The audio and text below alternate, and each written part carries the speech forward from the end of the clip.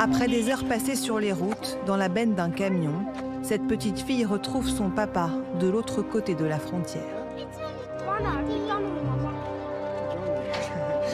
Les aînés sont là eux aussi, une famille déracinée mais réunie.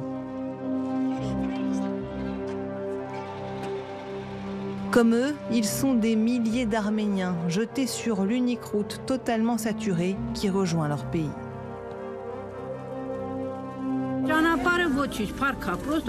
Il y avait beaucoup de gens en voiture. Il nous a fallu 2 jours pour atteindre Goris. Nous avions faim et soif sur la route.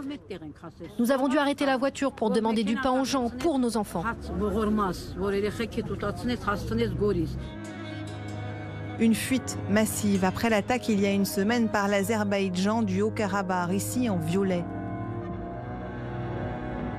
Cette république séparatiste, principalement peuplée d'Arméniens, a capitulé en 24 heures à peine après des bombardements sur Stepanakert, la plus grande ville de la région. Cette femme a perdu plusieurs membres de sa famille durant l'attaque. Lorsque les forces azéries ont commencé à tirer sur nous, mon petit-fils a couru vers le sous-sol de notre voisin. Il était sous le choc. Il n'a que 12 ans. Il criait, demandant si nos parents et amis allaient bien. Nous avions même peur de sortir pour apporter de l'eau.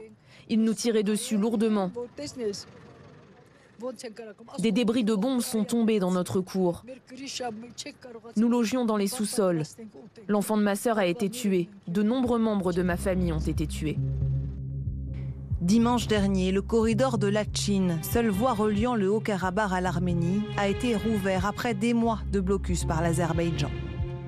C'est par là que ces Arméniens fuient l'arrivée des troupes azerbaïdjanaises. Des familles parties parfois sans même avoir pu repasser par leur maison.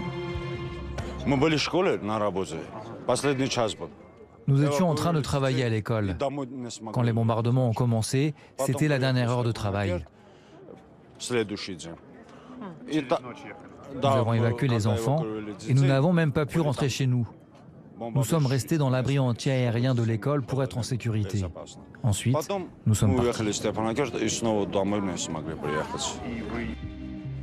Un sauve-qui-peut auquel certains ne se sont pas résolus. Dans ce petit village du Haut-Karabakh, Alvar se prépare à se réfugier dans la grotte sous sa maison si besoin. Les soldats azerbaïdjanais sont tout près. On entend ce qu'ils disent, même lorsqu'ils jurent depuis leur position. Je les entends depuis notre balcon. On a peur, surtout la nuit. On a très peur.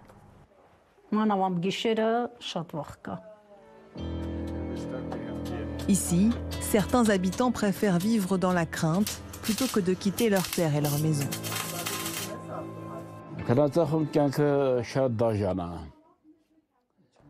La vie ici est très cruelle. Nous sommes entourés d'Azerbaïdjanais. Leur poste se trouve à 100 mètres au-dessus de notre maison. On essaie de dormir sans crainte, mais comment rester serein? On ne sait pas si on se réveillera le matin. C'est du 50-50.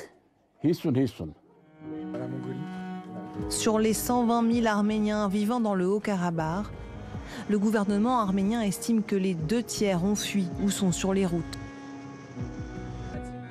L'Arménie accuse l'Azerbaïdjan de nettoyage ethnique. Selon un dernier décompte, 65 000 personnes seraient déjà arrivées en Arménie depuis lundi.